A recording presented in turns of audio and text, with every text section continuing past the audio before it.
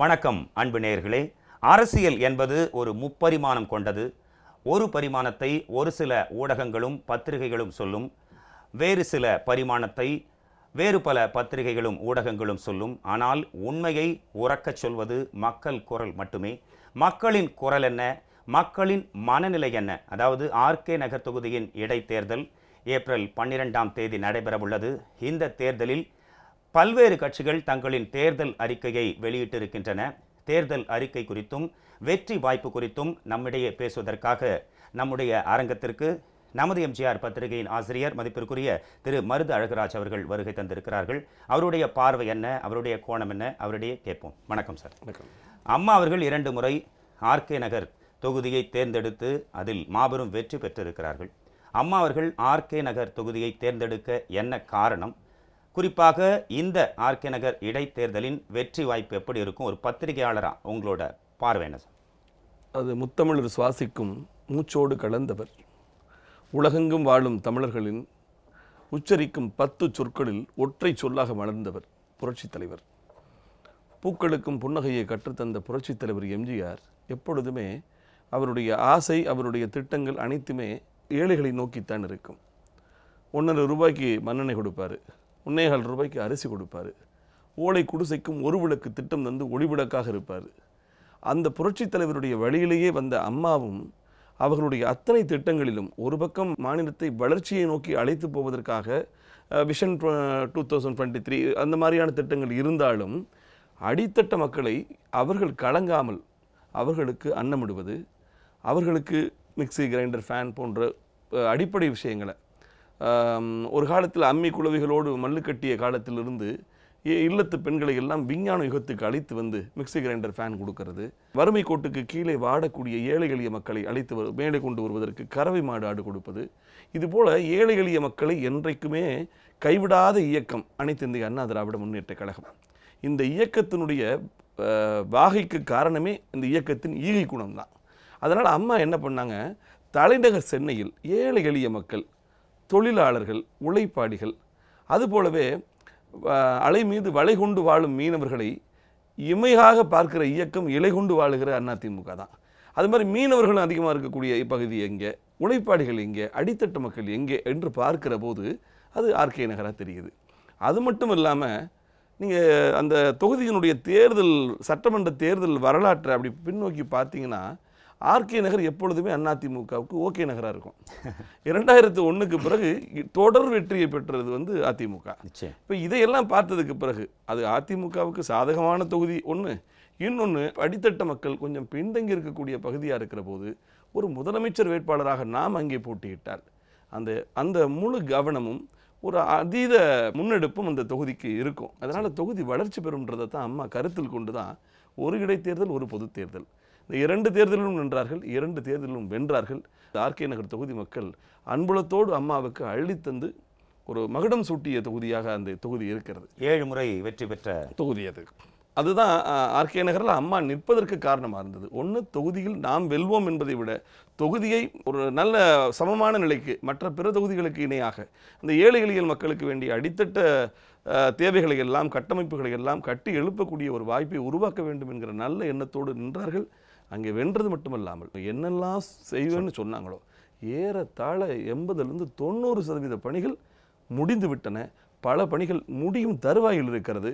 இப்போ அடுத்து இந்த தேர்தலிலே அதிமுக கழகத்தின் துணை பொதுச்செயலாளர் வென்று விட்டால் உண்மையாகவே இந்தியாவுக்கே இது எங்கள் அம்மாவின் தொகுதி, அகிலத்திற்கே முன்மாதிரி பகுதி என்று சொல்லுகிற அளவுக்கு ஆர்கே நகர் ஒரு மாதிரி சட்டமன்ற தொகுதியாக மலர்ந்துவிடும் என்பது நிச்சயம். அஇஅதிமுகவை சூழ்ச்சி செய்து பிரிக்கணும்னு தொடர்ச்சியாக முயற்சி செய்து வராங்க. இன்றைக்கல்ல நேற்றைக்கல்ல, அதுக்கு மிகப்பெரிய ஒரு வரலாறே இருக்குது. ஒவ்வொரு முறையும் அஇஅதிமுக அது ஒரு எஃகு கோட்டை, அது மக்களோட மனத்தில் இருக்கும் ஒரு கட்சி. அது கட்சி மட்டும் இல்லை, அது ஒரு குடும்ப உறுப்பினர் மாதிரி பழகுவாங்க. நீங்கள் சொன்ன மாதிரி ஏழையின் சிரிப்பு தான் அஇஅதிமுகவோட ஆட்சி. ஸோ தொடர்ந்து இந்த மாதிரி துயர்கள் தொடர்ந்து வந்தாலும் இன்றைய நிலையில் அஇஅதிமுக அம்மா அவர்களோட அந்த வேட்பாளர் கழக துணை பொதுச் செயலாளர் டிடிவி தினகரன் அவர்களோட வெற்றி வாய்ப்பு எந்த அளவுக்கு இருக்குது? மக்கள் மனங்களை உறக்க சொல்லக்கூடியவர், உங்களோட வியூ என்ன? அதாவது அனைத்து இந்திய அண்ணா திராவிட முன்னேற்ற கழகத்தை மக்கள் சக்தியின் முன்னே வெல்ல முடியாத பல சக்திகள், வெகு காலமாக இந்த இயக்கத்தினுடைய வளர்ச்சியை பார்த்து புழுங்கி கிடந்தவர்கள். இந்திய தேசத்தின் 3ஆம் பெரும் இயக்கமாக அம்மா இந்த இயக்கத்தை கொண்டு போய் இமயத்தின் உச்சத்திலே நிறுத்தினார். தமிழகத்து மக்களை மடியில் இட்டு தாளாட்டிய ஒரு மலலை போல அவர் அம்மா நேசித்தார். அப்படி மக்களை நேசித்த இந்த இயக்கம் ஒரு மக்கள் இயக்கமாக, அதிமுகன்ற ஒரு கட்சின்றதை விட எப்படி நம்ம திராவிடத்தை ஒரு இனம் என்று சொல்கிறோமோ அது மாதிரியான ஒரு இயக்கமாக அந்த இயக்கம் வளர்ந்ததை பார்த்து இந்த இயக்கத்தின் மீது பொறாமை கொண்ட மொத்த சக்திகளும், இந்த இயக்கத்தை வாழவிடக்கூடாது என்று நினைத்தவர்களும், இந்த இயக்கத்தை ஆளவிடக்கூடாது என்று நினைப்பவர்களும் என்றோரும் சேர்ந்து எங்கே சங்கமிக்கிறார்கள் என்று சொன்னால் ஆர்கே நகரில் விரோதமும் துரோகமும் சேர்ந்திருக்கிறது. இதனை வென்றெடுப்பதற்கு யார் வந்திருக்காருன்னு கேட்டிங்கன்னா திரு டிடிவி தினகரன். இந்த டி அப்படிங்கிற வார்த்தையை எடுத்திங்கன்னா ஒரு தன்னம்பிக்கையாக நான் பார்க்குறேன். அடுத்து ஒரு டி, அது துணிச்சலாக பார்க்குறேன். இந்த தன்னம்பிக்கையும் துணிச்சலும் சேர்க்கிற போது விக்ட்ரி என்கிற வெற்றி கிட்டும். அதான் அந்த டிடிவியாக நான் பார்க்குறேன். இன்னொன்று பார்த்தீங்கன்னா கம்பராமாயணத்தில் கம்பன் ஒரு அழகான செய்தியை சொல்லுவான். எப்படின்னு கேட்டிங்கன்னா, மெய்த்திருப்பதம் மேவென்ற போதினும் இத்திரு துறந்து ஏகென்ற போதினும் சித்திரத்தின் அன்றளந்த செந்தாமரை ஒத்திருந்த முகத்தினை உண்ணுவான் என்று ஒரு செய்யுள் உண்டு. அந்த செய்யுளுடைய பதம் என்னன்னா, ராமன் அழகுக்கு இலக்கணமானவன். 14 வருடம் காட்டுக்கு போகிறான், வனவாசம் முடிந்து திரும்புகிறான். இந்த வனவாசம் முடிந்து திரும்புகிற ராமனை வரவேற்பதற்கு கோசலை நாட்டு மக்கள் எல்லாம் காட்டுக்கு வெளியே நிற்கிறாங்க. அப்போ ராமன் வர்றாரு. எப்படி வர்றாருன்னா, அன்றளந்த மலர் போல் அப்படிங்கிறான். அப்படி பனித்துளிகள்லாம் இருக்கும்போது ஃப்ரெஷ்ஷாக இருக்கும் பாருங்க, அது மாதிரி வர்றானா. இன்பத்தையும் துன்பத்தையும் எவன் ஒருவன் இன்முகத்தோடு ஏற்றுக்கொள்கிறானோ அவனுக்கு முதுமை வராது என்பதுதான் இந்த கம்பன் சொல்கிற வாக்கு. முன்னை விட ஒரு அதீத தன்னம்பிக்கையோட, ஒரு தன் முயற்சியோட, ஒரு தன் எழுச்சியோட வந்திருக்கிறாரு. நிச்சயமா. இந்த சமயத்தில் என்னோட மிக முக்கியமான கேள்வி, தேர்தல் அறிக்கை அப்படின்றது ரொம்ப ரொம்ப முக்கியமான விஷயம். ஒவ்வொரு தேர்தலையும், குறிப்பாக ஆர்கே நகர் தொகுதி இடைத்தேர்தலை பொறுத்த வரைக்கும் ஒரு தேர்தல் அறிக்கைன்றது ஒரு இதயமாக பார்க்கப்படுது. எந்த கட்சி தேர்தல் அறிக்கை கொடுத்தாலும், இப்போது மற்ற கட்சிகள் வென்றாலும் அந்த தேர்தல் அறிக்கையை நிறைவேற்றக்கூடிய வாய்ப்பு இருக்கா என்பது ஒன்றும் சாத்தியமல்ல. அது ஒரு நிச்சயமான விஷயம் இல்லை. ஒரு எம்எல்ஏ நிதி மட்டும்தான் கிடைக்கும். அந்த நிதியை அவங்க பயன்படுத்துவாங்களா தொகுதி வளர்ச்சிக்குன்னு சொல்ல முடியாது. இந்த தேர்தல் அறிக்கை, பல்வேறு கட்சிகளோட தேர்தல் அறிக்கை எப்படி பார்க்குறீங்க? அஇஅதிமுக அம்மா வேட்பாளர் திரு டிடிவி தினகரன் அவர்களால் வெளியிடப்பட்ட தேர்தல் அறிக்கை நீங்கள் எப்படி பார்க்குறீங்க? எந்த தேர்தலிலுமே அனைத்து இந்திய அண்ணா திராவிட முன்னேற்ற கழகத்தினுடைய தேர்தல் அறிக்கை என்பது ஒரு மிக பெரும் பிரதானத்தை எதிர்கொள்ளும். அம்மாவுடைய தேர்தல் காலங்களிலும் சரி, இன்றைக்கு ஆர்கே நகருக்காக பிரத்யேகமாக தயாரிக்கப்பட்டிருக்கக்கூடிய இந்த தேர்தல் அறிக்கை செய்த சாதனையையும் அப்படி மிடுக்கோடு சொல்லியிருக்கு, பெருமிதத்தோடு சொல்லியிருக்காங்க. எங்கள் அம்மா பாரு இவ்வளையெல்லாம் செஞ்சுருக்காங்கன்றதையும் சொல்லியிருக்காங்க. அடுத்து அந்த மக்களுக்கு எவையெல்லாம் தேவை என்பதை மிக அழகாக ஆராய்ந்திருக்காங்க. ஆராய்ந்து மக்களுடைய உணர்வுகளை, அவர்களுக்கு எவை தேவை என்பதை, இந்த குழந்தைக்கு என்ன தேவைன்னு ஒரு தாய் யூகிக்கிற மாதிரி யூகித்து அதை பூரா முன்னெடுத்து இதையெல்லாம் செய்வோம்ன்றது மட்டுமல்ல, எப்படி செய்வோம் என்பதையும் சொல்லியிருக்காங்க. இப்போ நீங்கள் பார்த்தீங்கன்னா 57,000த்திற்கும் மேற்பட்ட மக்கள் அடிப்படையில் அவர்கள் வேண்டுவது என்ன கேட்குறாங்கன்னா, ஒரு வீடு. நிச்சயமாக 57,000 வீடு சும்மா தரேன்னு சொல்லலை, எங்கே இதற்கான இடம் இருக்கிறது, குடிசை மாற்று வாரியத்தின் சார்பாக எங்கெல்லாம் இந்த வீடுகளை கட்டித்தர முடியும் என்பதையெல்லாம் மிக அழகாக சொல்லியிருக்காங்க. அடுத்து மீன் ஏலமிடும் சந்தை புதுப்பித்து தருவோம்னு சொல்லியிருக்காங்க. அடுத்து நிறைவேற்றப்பட்டு கொண்டிருக்கும் வேலைகளில் எதெல்லாம் பாக்கி இருக்குது அதையெல்லாம் எப்படி வேகமாக விரைந்து முடிப்போம்னு சொல்லியிருக்காங்க. இளைஞர்களுக்கு தொடர்ந்து வேலைவாய்ப்பு முகாம்களை நடத்தி தனியார் துறையிலும் அரசு துறையிலும் வேலைவாய்ப்புகளை உருவாக்கி கொடுப்பதற்கான சாத்தியத்தை அவர்கள் சொல்லியிருக்கிறாங்க. அடுத்து சாலையோர பூங்காக்களில் இலவசமாக ஏழை எளியப்பட்டு பிள்ளைங்களுக்கு வைஃபை, அது பெரிய விஷயம். அம்மா நிறைய பேருக்கு மடிக்கணினி கொடுத்துருக்காங்க, லேப்டாப் கொடுத்துருக்காங்க. ஆனால் அதற்கு நீங்கள் டாப்அப் பண்ணுறதுக்கோ அல்லது மூளை தேவை, வைஃபை தேவை. அந்த வைஃபை நாங்கள் நிழற்குடைகள்கிட்ட, பஸ் ஸ்டாண்டுகளில், அடுத்து சாலையோர பூங்காக்களில் நான் தருவேன்னு சொல்லியிருக்காங்க. அடுத்து உடற்பயிற்சி கூடங்கள், ஆளும் வளரணும் அறிவும் வளரணும், அதுதாண்டா வளர்ச்சின்னு சொல்கிறது அதிமுக இயக்கம். அதனால் அறிவுக்கு லேப்டாப் கொடுத்தோம், அடுத்து ஆரோக்கியத்துக்கு உடற்பயிற்சிக்கான எல்லா விஷயமும் தருவோம்னு சொல்லியிருக்காங்க. இதையெல்லாம் உடல் வளர்த்தேன், உயிர் வளர்த்தேன். அதுபோல் இது சொல்கிறது இன்னொன்று முக்கியமான விஷயம், இதையெல்லாம் தருவேன்னு சொல்கிறது யாருன்னு கேட்டிங்கன்னா, தேனி பாராளுமன்ற தொகுதியில் போட்டியிட்டு ஒரு காலத்தில் தஞ்சை அறுதால் அறிக்கையில் மறுதால் வளரும் தஞ்சையிலிருந்து போகிறார் திரு டிவி. அப்போ போனபோது இவர் எல்லோருமே இந்த மண்ணுக்கே சம்மந்தம் இல்லாத ஒருத்தராச்சே, அம்மா கொண்டு இங்கே நிறுத்துகிறாங்களே அப்படின்னு எல்லோருமே ஆச்சரியமாக பார்த்தாங்க, கொஞ்சம் அதிருப்தியாகவும் பார்த்தாங்க. ஏன்னா எப்போவுமே வேற்று ஊரா மனுஷன் ஊருக்குள்ள வந்தாவே யாருப்பா நீ, என்ன வேணும் உங்களுக்குன்னு கேட்பாங்க. இயற்கை. ஆனால் அதற்கு பிறகு இவர் செய்த சாதனைகளை அந்த மக்கள் விழிவிரிய பார்த்தார்கள். அதாவது ஒரு கட்சி பாகுபாடு இன்றி வந்த அனைத்து மக்களுக்குமே அந்த தொகுதியில் செஞ்சார். எல்லா விழாக்களுக்கும் அது நல்லதாகட்டும் கெட்டதாகட்டும் கட்சி பாகுபாடு பார்க்கவே மாட்டார் திரு டிடிவி தினகரன் அப்படின்னு மக்களே அங்கே இருக்கிற மக்களே சொல்லியிருக்காங்க. இது குறித்து உங்களுக்கு நேரடி அனுபவம் ஏதாவது இருக்கு? நான் நிறைய சமீபத்தில் ஒரு நண்பரோடு நான் பேசி கொண்டிருந்தேன். அவர் வீரபாண்டி தேர்வு செஞ்சு கொடுத்தாரு, அத்தனை கிராமங்களுக்கும் பள்ளிக்கூடம் கட்டி கொடுத்தாரு, நாடக மேடை கட்டி கொடுத்தாரு, இளைஞர் மன்றம் கட்டி கொடுத்தாரு, பாலங்கள் அமைத்தார், சாலைகள் அமைத்தார். அந்த எந்த ஊருக்கு போனாலும் டிடிவி தினகரனால் திறந்து வைக்கப்பட்டதுங்கிற கல்வெட்டு இல்லாத ஊரே இல்லை என்கிற அளவுக்கு அவ்வளோ பெரிய உண்மையாகவே அவர்களே சொல்கிறாங்க. இந்திய விடுதலைக்கு பிறகு ஃபெடரல் செட்டப் கூட்டாட்சி தத்துவம் தேர்தல் முறை உருவானதற்கு பிறகு எங்கள் பாராளுமன்ற தொகுதிக்கு டிடிவி தினகரன் செய்தது போல யாரும் செய்ததில்லை. இன்னொரு எம்பி எங்களுக்கு கிடைச்சிருக்க மாட்டாங்க. எங்களை பொறுத்தவரையும் எங்களுக்கு இதை இழப்பாக கருதுகிறோம், ஆர்கே நகருக்கு பெரிய வாய்ப்பாக நாங்கள் கருதுகிறோம்னு சொல்கிறாங்க. இது ஒரு சின்ன ஒரு தனிப்பட்ட கருத்து ஒருத்தர் சொன்னார். அவர் வத்தலைக்குண்டை சேர்ந்தவர். அவர் என்ன சொன்னார்னா, ஒரு முறை நாங்கள் கிரிக்கெட் போட்டி நடத்துறதுக்காக திண்டுக்கல்லில் உள்ள திமுக அமைச்சர் அப்போது ஐ.பெரியசாமி தலைமையில் ஒரு கிரிக்கெட் போட்டி நடத்துறதுக்காக போஸ்ட்லாம் நோட்டீஸ்லாம் அடிச்சுட்டு போய் கேட்டோம். அவர் 10,000 ரூபா கொடுத்தாரு. ஆனால் அந்த நிகழ்ச்சியை நடத்துறதுக்கு நாங்கள் ஒரு 1,4 லட்சம் ரூபாய் ஏற்பாடு பண்ணியிருந்தோம். தலைமையேற்று நடத்துபவரே 10,000 கொடுத்த பின்னாடி மிச்சத்துக்கு எங்கே போகிறதுன்ற ஒரு குழப்பம் வந்துருச்சு. என்ன பண்ணுறது, ஆனால் பிரம்மாண்டமாக நடத்துவோம்னு அறிவிப்பு செஞ்சு விட்டோம். இந்த பசங்களெல்லாம் தத்தளிச்சுட்டு போய் நிற்கிறாங்க. அப்போ அங்கே ஒருத்தர் சொன்னார், பெரியகுளம் தேனி எம்பியை போய் பாருங்கள், டிடிவி தினகரன் அவர் செய்வார்ப்பான்னு சொன்னாங்க. நோட்டீஸில் போட்டிருக்கிறது தலைமை திமுக அமைச்சர். இவங்க போய் யாரை பார்க்க சொல்கிறாங்க, டிடிவி தினகரனை.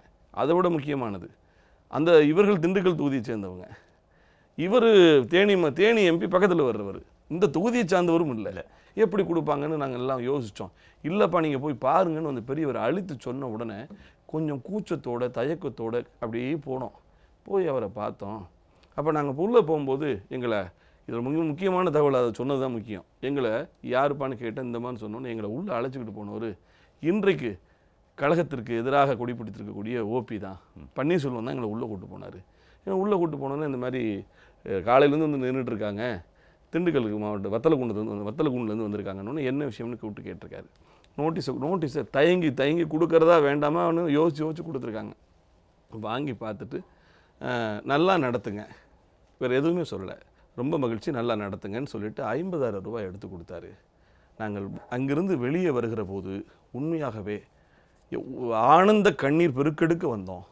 எப்படி இந்த போட்டியை நடத்தாமல் விட்டுறதான்னு நினச்சிக்கிட்டு இருந்த நிலையில் மாற்று இயக்க தலைவரை வைத்து நடத்துகிற போட்டிக்கு, மாற்று தொகுதியிலே நடக்கிற போட்டிக்கு இன்முகத்தோடு 50,000 எடுத்து கொடுத்து நல்லா நடத்துங்கன்னு சொன்ன அந்த பண்பை பார்த்து நான் அதிசயித்து போனேன் என்று சொல்லி இதை சொன்னவர் என்னிடம் நேரடியாக சொன்னார். சாத்தியமில்லை அப்படின்னு மற்ற கட்சிகள் சொன்ன ஒவ்வொன்றையும் அது சாத்தியப்படுத்தி இருக்காங்க புரட்சி தலைவி அம்மா அவர்கள். அது புதிய வீராணமாகட்டும், லாட்டரி சீட்டு ஒழிப்பாகட்டும், மழைநீர் சேகரிப்பாகட்டும், இந்த மாதிரி எதிர்கட்சிகள் சொன்ன விஷயங்கள் சாத்தியமில்லைன்னு சொல்லுவாங்க. ஆனால் அதை சாத்தியப்படுத்தி அதை நிரூபிச்சிருக்காங்க. இப்போ பார்த்தீங்கன்னா இதே மாதிரி எதிர்கட்சி பிரச்சாரமே போக வேணாம், நாங்கள் ஜெயிப்போம் அப்படின்னு சொல்கிறார். அதாவது தேர்தல் களத்தில் போட்டியிடக்கூடிய எல்லா வேட்பாளர்களும் நாங்கள் வெற்றி பெறுவோம் என்பதுதான் அவருடைய தன்னம்பிக்கை நிறைந்த கருத்தாக இருக்கும். அதுதான் நியாயம், தவறும் இல்லை. தமிழகத்தை ஆட்சி செய்து கொண்டிருக்கும் அனைத்து இந்திய அண்ணா திராவிட முன்னேற்ற கழகத்தினுடைய பிரதிநிதியாக போட்டியிடக்கூடியவருக்கு வாக்களித்தால் பயனுண்டு, பலனுண்டு. அதுதான் அந்த ஓட்டுக்கான அர்த்தமே உண்டு. வாக்களிக்கிற ஓட்டுக்கு அர்த்தமே எப்போ வரும் தெரியுமா? ஒரு ஓட்டு போட்டோம்னா 5 வருடத்தில் அந்த ஓட்டால் அந்த தொகுதிக்கு பலன் வரணும். அப்போ பலன் எப்படி கிடைக்கும்? நாட்டை ஆளுகிற இயக்கத்திற்கு ஓட்டு போடுகிற போது இது அதிகார மையம் ரொம்ப நேரடியாக போய் எங்களுக்கு இதை செய்யுங்கன்னு சொல்லும்போது அவர்களிடமே அதிகாரம் இருக்கிற போது உடனே திட்டங்கள் எல்லாம் நிறைவேறும். ஒரு ஆளுங்கட்சி உறுப்பினர் இல்லை ஆளுங்கட்சி சார்ந்தவருக்கும் முடியும். தொகுதிக்கு இப்போ அதுவே ஓபிஎஸ் அணிக்கோ அல்லது திமுகவுக்கோ வாக்களித்தால் என்ன ஆகும் கேட்டினா, அது வேறில்லா மரத்துக்கு நீர் ஊற்றுகிற காரியம். அதனால பிரயோஜனம் இல்லாமல் போயிடும். மதுசூதனனுக்கு ஓட்டு போட்டால் என்ன நடக்க போகுதுங்கிறீங்க? ஒன்றும் நடக்காது, அது பயனற்று போய்விடும். அதுவே திரு டிடிவி தினகரனுக்கு அளிக்கின்ற வாக்கு என்பது ஆர்கே நகரை அமோக நகராக மாற்றுவதற்கான அது மிக பெரும் ட்ரம்ப் கார்டு. பெட்டிச்சாவியை கையில் கொடுத்துட்டு நீ வேண்டியதை எடுத்துக்குங்கிற மாதிரி. அதனால் மக்கள் ஆர்கே மக்கள் ரொம்ப அறிவார்ந்த மக்கள். மிக தெளிவாக இருந்த மக்கள். அதை விட முக்கியமான விஷயம், அனைத்து இந்திய அண்ணா திராவிட முன்னேற்ற கழகம் ஆர்கே நகர் தொகுதி மக்களுக்கு பல பிரச்சனைகளை தீர்த்து வைத்திருக்கிறது. அம்மா வந்து அத்தனை பிரச்சனைகளுக்கும் தீர்வு கொடுத்துருக்காங்க. இப்பொழுது அம்மாவின் இயக்கத்திற்கே ஒரு பிரச்சனை வந்திருக்குது, துரோகத்தால் ஒரு பிரச்சனை வந்திருக்கு. அப்போ ஆர்கே நகர் தொகுதி மக்கள் நன்றி உணர்ச்சியோடு நன்றி கடன் தீர்ப்பதற்கு ஒரு நல்ல வாய்ப்பு. ஒரு பத்திரிகைகள் தொலைக்காட்சிகளோட கருத்து கணிப்பு இருக்குது. கருத்து கணிப்புகளை பற்றி நம்ம பார்த்துட்ருக்கோம். பல்வேறு கருத்து கணிப்புகள் வெறும் கருத்து திணிப்புகளாக தான் இருக்குது. மக்கள் வந்து அதை நிரூபிச்சிருக்காங்க, முறியடிச்சிருக்காங்க. இன்றைய காலகட்டத்தில் திசை திருப்பக்கூடிய பல்வேறு கருத்து கணிப்புகள்லாம் வருது. இப்போ மக்களாட்சி தத்துவத்தில் இயங்கக்கூடிய ஒரு தேசத்திற்கு ஒரு 4வது பீடம், 4வது தூண் வந்து ஊடகங்கள். ஆனால் இன்றைக்கு ஊடகங்கள்லாம் யாரால் நடத்தப்படுதுன்னு பார்த்தீங்கன்னா, ஒவ்வொரு ஊடகமும் ஒவ்வொரு கட்சிக்காரங்களால் நடத்தப்படுது, அல்லது ஒவ்வொரு தொழிலதிபர்கள் ஒரு கட்சி சார்ந்த தொழிலதிபர்களால் நடத்தப்படுகிறது. அவர்களுக்கு ஒரு உள்நோக்கம் இருக்கிறது. அந்த உள்நோக்கத்தின் அடிப்படையில் ஒரு மாயையை உருவாக்கி, ஒரு கருத்து கணிப்பு என்கிற பேரில் ஒரு கருத்து திணிப்பை உருவாக்கி மக்களுடைய அலையை வந்து மாற்றி விடலாம் என்று அவர்கள் நினைக்கிறார்கள். ஆனால் ஒன்று அதிமுக இது ஊடகங்களால் உருவாக்கப்பட்ட இயக்கம் அல்ல, இது ஊர் ஜனங்களால் உருவாக்கப்பட்ட இயக்கம். புரட்சி தலைவர் இப்போ நீங்கள் கடந்த தேர்தலில் எடுங்க, புரட்சி தலைவி அம்மா வெல்லவே முடியாதுன்னு கருத்து கணிப்பு போட்டது, தனித்து போட்டிட்டாங்க, முடியவே முடியாது, சரித்திரத்திலே இல்லை. அது மட்டும் இல்ல, ஆளுங்கட்சியே மீண்டும் வரக்கூடிய வாய்ப்பே இல்லை. ஒரு தொலைக்காட்சி 30 சீட்டு தான் 30 சீட்டு தான் வரும்னு சொன்னாங்க. இந்த கணிப்புகள் எல்லாம் எப்படி தகர்க்கப்பட்டது? ஆக இது அனைத்து இந்திய அண்ணா திராவிட முன்னேற்ற கழகத்தினுடைய போக்கும் புரட்சியும் புதுமையும் முற்றிலும் மாறுபட்டு. ஒரு பத்திரிகையாளராக கருத்து கணிப்பை பற்றி தெரியும். இப்போ தமிழ்நாட்டில் ஒரு 9 கோடி மக்கள் இருக்காங்கன்னா 9 கோடி மக்களையும் கருத்து கேட்க முடியாது. இன்னொன்று சகோதரர், நீங்கள் மக்கள் ரொம்ப தெளிவானவங்க. கருத்து கணிப்பு எடுக்க வந்திருக்கிறது யாருன்னு கேட்பான். அவர்களுக்கு தெரியும், லோகோவை பார்த்து அது பேசுவாங்க மக்கள். ஏன்னா அப்படி சொன்னா தான் அந்த நிகழ்ச்சியில் அவங்க வருவாங்க. இல்லை, நாங்கள் புரட்சி தலைவியினுடைய வெற்றி சின்னமாம் இரட்டை இலையை முடக்கி இருக்கக்கூடிய துரோகிகளுக்கும் விரோதிகளுக்கும் சாட்டையடி கொடுக்கின்ற விதத்திலே பூக்களுக்கும் புன்னகையை கற்றுத்தந்த புரட்சி தலைவருடைய அடையாளங்களில் ஒன்றான தொப்பிக்குத்தான் வாக்களிப்பேன்னு நான் சொன்னேன்னா சன் டிவி போடுமா? டிடிவி தினகரன் அவர்களுக்கு வாக்களிக்க வேண்டும் அப்படின்னு அந்த கருத்தெல்லாம் நீங்க சொன்னீங்க. ஆமாம். மற்ற கட்சிகளுக்கு ஏன் வாக்களிக்க கூடாது? ஏன்னா அது மக்களுக்கு நிச்சயம் தெரிஞ்சாகணும். திமுகவுக்கு வாக்களிக்கிறதா வேண்டாமன்றதுக்கு சமீபத்தில் ஒரு நம்பிக்கை வாக்கெடுப்பு சட்டமன்றத்தில் நடந்தது. சட்டமன்றமாக்கப்பட்ட கரெக்டாக அதை பாருங்கள், நீங்களே பார்த்தீங்க. அந்த ஒரு நிகழ்ச்சி இவர்களுக்கு வாய்ப்பு கொடுத்தால் என்ன செய்வார்கள் என்பதற்கு அது ஒரு சான்று. அந்த நம்பிக்கை வாக்கெடுப்பு நடத்துகிற வேளையில் ஒரு சபாநாயகரை ஒடுக்கப்பட்ட ஒரு சமூகத்திலே உதித்து சங்ககிரி தனபால் என்கிற ஒரு சட்டமன்ற உறுப்பினரை அம்மா உணவுத்துறை அமைச்சராக ஆக்கி அவருடைய விசுவாசத்திற்கு பரிசாக சட்டமன்றத்தினுடைய சபாநாயகராக அமர்த்தப்பட்ட அவரை எப்படி நடத்தினாங்க பார்த்தீங்களா? அதுவும் உணவுத்துறை அமைச்சர் பொறுப்பு கொடுக்கறதுக்கான மிக முக்கியமான காரணம்.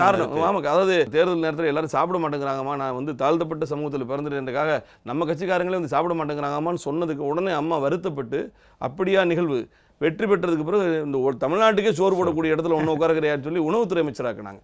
அப்படிப்பட்ட ஒரு மனிதரை மேன் ஹேண்ட்லிங் பண்ணி சட்டையை பிடிச்சி இழுத்து அவர் மேஜையை கீழே தள்ளி அந்த 1.5 மணி 2 மணி நேரம் புனிதமான இருக்கையில் அமர்ந்து அதில் போய் ஒரு சட்டமன்ற உறுப்பினர் போய் உட்காந்துக்கிட்டு அது போஸ் கொடுத்தது, இதையெல்லாம் பார்த்தாங்க. அதை விட ரொம்ப முக்கியம், அவ்வளவு கலைபாரங்களுக்கு முயற்சிக்கிற போது அனைத்து இந்திய அண்ணா திராவிட முன்னேற்ற கழகத்தின் 122 சட்டமன்ற உறுப்பினர்களும் கண்ணியம் காத்தாங்க பாருங்க. இராணுவ கட்டுப்பாட்டோட. அதெல்லாம் ரொம்ப சிரமம் சார். அவர்கள் அமைதியோடு நின்ற போது நினைத்தது நடக்கலைன்னு சொன்ன உடனே சரி இனி நம்ம வேற யுத்தியை கையாளுவோம்னு சொல்லிட்டு தமக்கு தாமே சட்டையை கிழித்து கொண்டு ஊடகங்கள் எல்லாம் வாங்க நமக்கு நாமே கட்சி தான், நமக்கு நாமே கட்சி, நமக்கு நாமே கட்சி, அதனால தமக்கு தாமே கிழித்துக்கிட்டு, அதை விட முக்கியம் தனக்குத்தானே கிழித்து கொண்ட சட்டைக்காக தமிழ்நாடு முழுவதும் ஏறத்தாழ 200 பேருந்துகளை அடித்து நொறுக்கினார்கள். பெரிய பெரிய கட்டைகளை தூக்கிட்டு ராமநாதபுரத்துலேருந்து கரூர் வரையும் திருச்சி வரையும் போய் அடித்தாங்க பாருங்க. எதற்காக இதெல்லாம்? ஒரு தவறை நீ செய்துவிட்டு நீ செய்த தவறை மறைப்பதற்கு ஒரு சபாநாயகர் கண்ணீர் மல்க பேசுகிறார். நான் என்ன தப்பு பண்ணேன், ஏன் இப்படி நடந்துக்கிறீங்க, எனக்கு மரபு சட்டமன்றத்தில் கொடுக்கப்பட்டிருக்கக்கூடிய சட்ட அடிப்படையில் எனக்கு இதுக்கு முன்னாடி என்ன நடந்திருக்கோ அந்த மரபின் அடிப்படையில் தான் நான் முடிவெடுக்கிறேன், நீங்கள் பண்ணுறதெல்லாம் தவறுன்னு ஒரு பேசுனதெல்லாம் மக்கள் பார்த்தாங்க. பார்த்த உடனே இது தாழ்த்தப்பட்ட மக்கள், நடுநிலை கொண்ட மக்கள், பொதுமக்கள் அனைவரிடமே திமுக மீதான ஒரு ரவுடி இமேஜ் படியுதுன்னு சொன்ன உடனே அதை திசை திருப்புவதற்காக சட்டையை கிழிச்சுக்கிட்டு பஸ்ஸையெல்லாம் அடித்து நொறுக்குனாங்க பாருங்கள். அப்போ தான் தமிழ்நாட்டு மக்கள் முடிவு செய்தார்கள், இவர்கள் கையிலே அதிகாரம் போனால் நாங்கள் என்ன செய்வோங்கிறத சாம்பிள் பீஸ் தான், இது ஒரு முன்னோட்டம் தான். அதனால் இவர்களுக்கு ஆர்கே நகரில் வாய்ப்பு கொடுத்தால் பயனில்லை, பலனில்லை. இது இன்னும் சொல்ல போனால் இவர்களுடைய மமதியையும் வன்முறை அரசியலையும் அதிகப்படுத்துமே தவிர வேற ஒரு சார். திமுக எந்த அளவுக்கு விஞ்ஞானபூர்வமாக ஊழல் செய்வாங்க, எந்த அளவுக்கு அராஜகத்தில் ஈடுபடுவாங்க, எப்படியெல்லாம் ஈடுபடுவாங்க அப்படின்றது தமிழக மக்களுக்கு மட்டும் இல்லை, தென்னிந்தியாவுக்கு மட்டும் இல்லை, இந்தியாவுக்கே தெரிஞ்ச விஷயம்தான். மற்ற கட்சிகள் இப்போது ஓபிஎஸ் சார்பாக போட்டியிடக்கூடிய மதுசூதனன் போன்ற மற்ற வேட்பாளருக்கு ஏன் ஓட்டு போடக்கூடாதுன்னு சொல்கிறீங்க? அனைத்து இந்திய அண்ணா திராவிட முன்னேற்ற கழகத்திற்கு எதிர்நிலை எடுத்திருக்கக்கூடிய திரு பன்னீர்செல்வம் 3 முறை இந்த இயக்கத்தால் முடிசூட்டப்பட்டவர். 4வது முறையான வாய்ப்பு தனக்கு தரப்படவில்லை என்றதும் மர்மம் என்று ஒரு புதுக்கதை திரித்து தியானம் செய்தவர், தியானம் என்பதாக ஒரு நாடகத்தை போட்டு இவர் அனைத்திந்திய அண்ணா திராவிட முன்னேற்ற கழகத்தை வீழ்த்த ஆசைப்படுகிற குத்தீட்டிகளுக்கு பின்னே நிற்கக்கூடிய ஒரு கோடாரி காம்பாக மாறி இருக்கிறார். ஆர்கே நகர் தொகுதியில் மதுசூதனன் அவர்களுக்கு ஏன் ஓட்டு போடக்கூடாதுன்னு நீங்கள் இல்லை, அதாவது மகாநடிகனின் மெகா பிளான் வந்து எப்படின்னா, ஆர்கே நகரில் அவங்க திட்டமிட்டிருக்கிறது அதிமுகவினுடைய வெற்றியை நாம் எப்படியாவது தடுத்து விடணும், அதன் மூலமாக திராவிட முன்னேற்ற கழகம் வெற்றி பெற்றுடணும். அப்படி வெற்றி பெற்றுச்சுன்னு சொன்னால் அனைத்து இந்திய அண்ணா திராவிட முன்னேற்ற கழகத்தினுடைய சட்டமன்ற உறுப்பினர்கள் இன்றைக்கு இந்த அரசாங்கத்தை தாங்கி பிடித்து கொண்டு ஒரு எஃகு கோட்டையாக இரும்பு பிடியோடு நிற்கிறாங்க பாருங்க. அம்மா சொன்னாங்க பாருங்க, எனக்கு பின்னாலும் 100 ஆண்டுகள் ஆனாலும் இந்த கழகம் ஆளும் என்கிற அந்த ஒற்றை சொல்லை செவியிலே ஒலிக்க விட்டு என்னாலும் இந்த அரசாங்கத்தை கட்டி காக்கணும்னு உறுதிப்பட நிற்கிறாங்க பாருங்க. அவங்களுடைய உள்ளத்து உறுதியை குலைப்பதற்கு ஒரு வாய்ப்பாக கிடைக்கும். அதனால இந்த தேர்தலில் எப்படியாவது அப்போ அம்மாவோட ஆட்சியை கலைக்கணும். அதுதான் அதற்கான ஒரு முயற்சி. நம்பிக்கை வாக்கெடுப்பு என்ற பேரில் சட்டமன்றத்தில் நடந்தது, பொய்த்து போனது. இப்பொழுது அதை மக்கள் மன்றத்தில் வைத்து நிறைவேற்றுவதற்கு வாய்ப்பு இருக்கா என்று முயற்சி இருக்கிறாங்க. அது சத்தியமாக நிறைவேறாது. சின்னம் விஷயத்தில் எந்த அளவுக்கு தவறான நடவடிக்கைகள் நடத்தப்பட்டிருக்கு, யாரால் நடத்தப்பட்டிருக்கு, மக்கள் ஒரு தேநீர் கடையில் இருக்கிற பொது ஜனங்களுக்கு கூட தெரியுது எந்த அளவுக்கு வந்து உள்நோக்கம் கற்பிக்கப்பட்டிருக்குன்னு. ஆனால் தொப்பி சின்னத்தை பொறுத்த வரைக்கும் கடந்த 10 நாட்களில் தொகுதி முழுக்க எந்த அளவுக்கு அந்த தொப்பி சின்னம் ரீச் ஆகிருக்கு. குறிப்பாக ஏழை எளிய பாட்டாளி பாமர மக்களும், அதிக அளவில் பெண்களும், முதியோரும், இளைஞர்களும், மீனவ மக்களும் இருக்கிற ஒரு தொகுதியில் இந்த அளவுக்கு ரீச் பண்ணியிருக்காங்க. அந்த எந்த அளவுக்கு ரீச் ஆகிருக்கு. வருடங்கள் கரைந்தாலும் வளர்புரை சந்திரனாய் நிலைத்த புகழ் கொண்ட நிகரில்லா வள்ளல் புரட்சி தலைவர் எம்ஜிஆர். அது சூரிய வெளிச்சத்தில் தான் இலைகள் துளிர்க்கும் என்கிற விஞ்ஞான தத்துவத்தையே தகர்த்து அது சந்திரனாலும் சாத்தியமாகும் என்று நிரூபித்த ராமச்சந்திரன் அவருடைய 100ஆண்டு பிறந்த நாள் விழா தொடங்கி இருக்கு. ஒரு விழாவை கூட நம்ம இன்னும் நடத்த முடியலை. இந்த இயக்கத்திற்கு அப்படிப்பட்ட ஒரு சோதனை, திஷ்டிப்பட்ட மாதிரி, வெற்றிகளுக்கெல்லாம் தொடர் வெற்றிகளுக்கெல்லாம் கிடைத்த ஒரு திஷ்டி மாதிரி அம்மா செப்டம்பர் 22 அப்போலோ மருத்துவமனையில் அனுமதிக்கப்பட்ட நாள் முதல் இன்று வரை இந்த இயக்கம் எதிர்கொண்டிருக்கும் துன்பங்கள், துயரங்கள், துரோகங்கள் அத்தனையும் அடிச்சு உடைச்சிட்டு வந்துட்டு இருக்கிற போது நமக்கு கிடைத்த உச்சபட்ச துன்பம் எதுன்னு கேட்டீங்கன்னா, அந்த பச்சிலையாம் இரட்டைகளை சின்னத்தை முடக்கியது தான். நூற்றாண்டில் அதுவும் புரட்சி தலைவருடைய 100ஆண்டில் அந்த இரட்டைகளை சின்னம் என்பது அது ஒரு சின்னம் அல்ல, தமிழ்நாட்டு மக்களின் ஆழ்ந்த எண்ணம். அந்த சிம்பிள்ங்கிறது நீங்கள் இப்படி காட்டினா, யார் இப்படி காட்டினாலும் அது ரெட்டலை தான். உலகத்தில் பல ட்ரம்ப் கூட வெற்றி பெற்ற பிறகு விக்டரிக்காக இப்படி காட்டினா என்னங்க அவர் ரெட்டலையை காட்டுறாரு அப்படின்வாங்க. அதனால நான் என்னன்னு கேட்டேன், அப்படி மக்களின் இதயங்களை ஆழமாக கல்வெட்டு சரித்திரமாக எழுதப்பட்ட இந்த சின்னத்தை முடக்குவதற்கு காரணம் யார் என்று மக்கள் பார்க்கிறாங்க. மக்களுக்கு தெளிவாக புரிஞ்சிருச்சு. உத்தரப்பிரதேசத்தில் இது போன்ற ஒரு அரசியல் குழப்பம் ஏற்பட்டது. 2 நாளில் தேர்தல் ஆணையம் சரியான முடிவெடுத்து உரியவர்களிடம் சின்னத்தை கொடுத்தது, முடக்கலை. ஆனால் இங்கே 12 நாள் டைம் இருந்தது, 12 நாட்கள் கால அவகாசம் இருந்தும் இந்த சின்னத்தை முடக்கி இருக்கிறார்கள். 122 சட்டமன்ற உறுப்பினர்கள் இரட்டைலையில் நின்று ஜெயிச்சவங்க.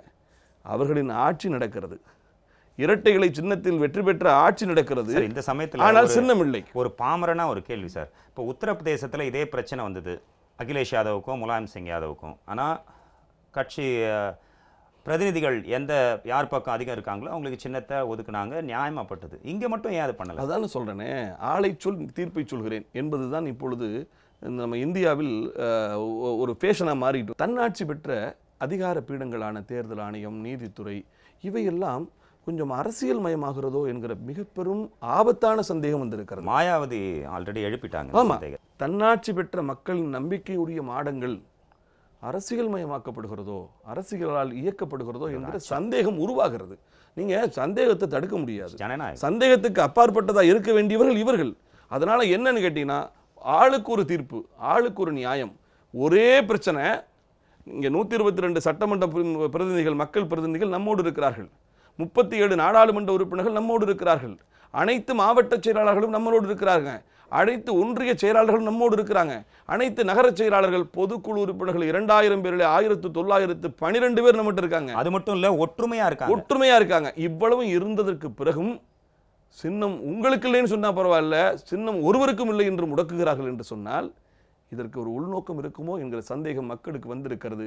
திட்டமிட்டு இந்த சின்னத்தை முடக்குவதன் மூலம் இது தாயில்லா சொத்து, பிள்ளையில்லா சொத்து, தலைமையில்லா கட்சி, அபகரித்து விடலாமோ என்று ஆசைப்படுகிற சக்திகள் துரோகிகளை முன்வைத்து ஆடுகிற நாடகமோ என்கிற சந்தேகம் மக்களுக்கு வந்திருக்கிறது. மக்களுக்கு தெரியும், இதை விட மிகப்பெரிய பிரச்சனைகளையும் தடைகளையும் சாதனைகளாக மாற்றி சோதனைகள்லாம் அடித்து துரத்திய இயக்கம் அஇஅதிமுக. நம்ம தொகுதியை பொறுத்த வரைக்கும் புரட்சி தலைவி அம்மா அவர்கள் ஆர்கே நகர் தொகுதியின் சட்டமன்ற உறுப்பினராக இருக்கும்போது அங்கே கல்லூரி கட்டி கொடுத்தாங்க. அங்கே செய்யாத நலத்திட்டங்களே இல்லை. அது மட்டும் இல்லை, முகாம்கள் வீடு தேடி மனுக்களை பெற்று உடனடியாக பென்ஷன் உதவித்தொகை கொடுத்தாங்க. பாதாள சாக்கடை திட்டம், வட்டாட்சியர் கோட்டாட்சியர் அலுவலகங்கள், சிற்றுந்து, இந்த மாதிரி எல்லா விஷயங்களும் செஞ்சாங்க.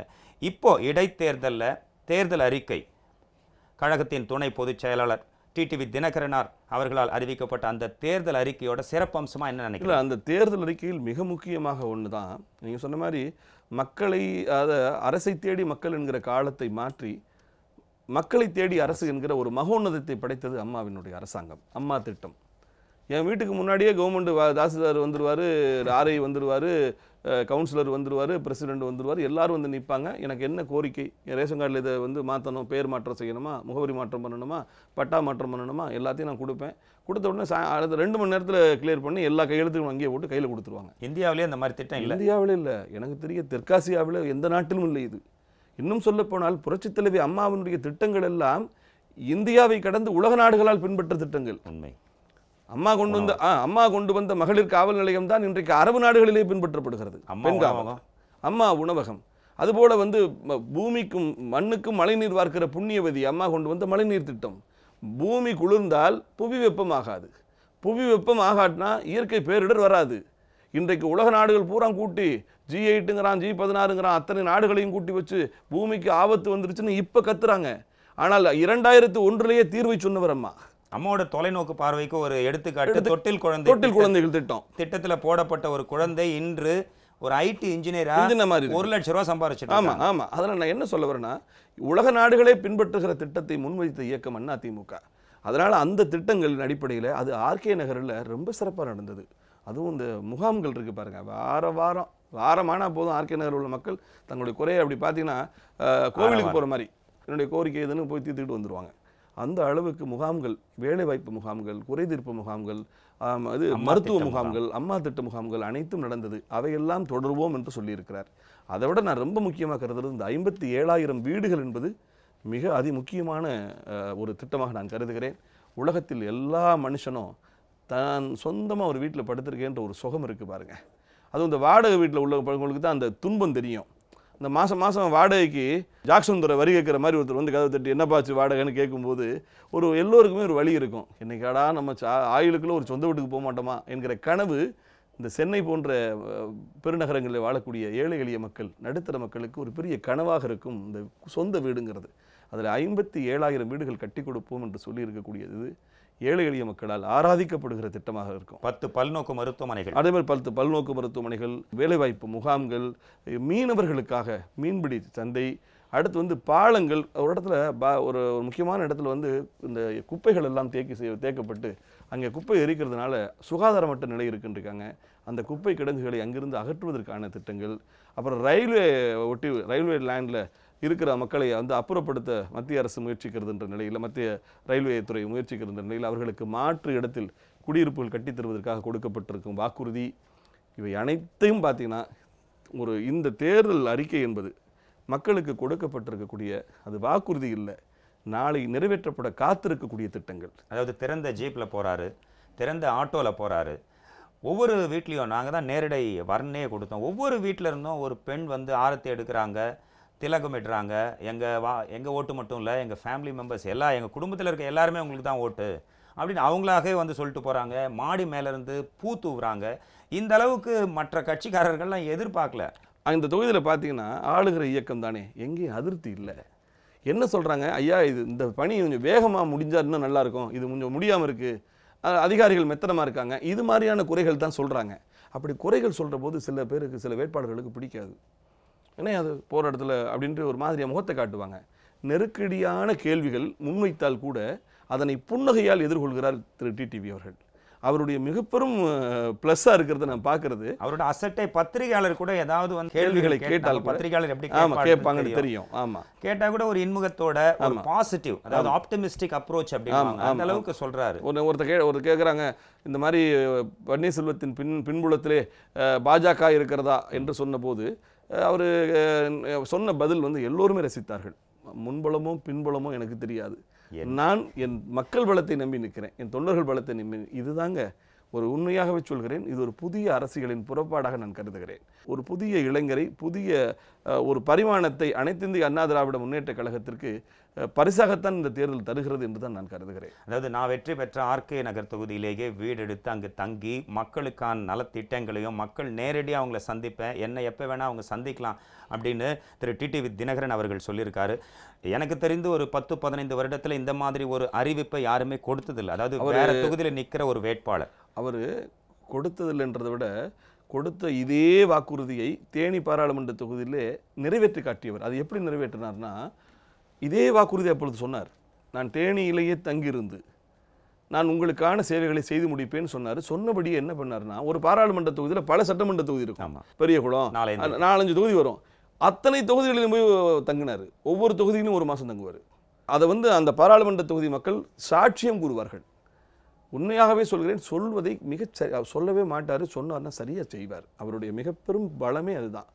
பொறுமை, நிதானம், எதுவரினும் ஏற்றுக்கொள்கிற பக்குவம், கொடுத்த வாக்குறுதியை உயிராக கருதி நிறைவேற்றுகிற ஒரு சத்தியத்தன்மை கொண்ட மனுஷன். அதனால என்னை பொறுத்தவரை ஒரு மிக பெரும் வாய்ப்பை ஆர்கே நகர் மக்கள் பெற்றிருக்கிறார்கள் என்று தான் நான் கருதுகிறேன். நீங்கள் சொன்ன மாதிரி நிதானமே பிரதானம்னாங்க. அதாவது தன்னோட அந்த தன்னெழுச்சியை கூட மக்கள்கிட்ட பேசும்போது அது முக மலர்ச்சியோட பேசி அவங்களோட குறைகள் ஏதாவது சொன்னால் கூட உடனே தீர்த்து வைக்கிறேன் அப்படின்னு சொல்லக்கூடியது நிச்சயம் ஜனநாயகத்தில் ஒரு ஆரோக்கியமான விஷயந்தான். சின்னம் என்பது ரொம்ப முக்கியம். இந்த சமயத்தில் தொப்பி சின்னம் எந்த அளவுக்கு ஒரு இம்பேக்டை கிரியேட் பண்ணியிருக்கு ஆர்கே தொகுதியில். அதாவது நான் சொன்ன போல் இதில் புரட்சித் தலைவருடைய ஆன்மா வேலை செய்துன்னு தான் நான் நினைக்கிறேன். நான் இரட்டை விரல் காட்டிய இரட்டைகளையே நீ முடக்கிட்ட சரி, நான் என் விரும்பி என் ஆயுள் முழுவதும் அணிந்திருந்த தொப்பியை நான் கொடுத்துட்டேன், வெற்றி பெற வைங்கள் என்று அவர் மக்களுக்கு மறைமுகமாக உத்தரவு போட்டிருக்கிறார். நூற்றாண்டுல நல்லா பாருங்க, புரட்சித் தலைவர்னா என்ன சொல்லுவோம்? புரட்சித் தலைவர்னாவே அவரின் புன்சிரிப்பு, அவருடைய புன்னகை, அவருடைய கம்பீரம், அவர் கட்டியிருக்கும் கடிகாரம், அவர் போட்டிருக்கும் கருப்பு கண்ணாடி, அவர் அணிந்திருக்கும் தொப்பி, இவைதான் புரட்சித் தலைவருடைய அடையாளங்கள்.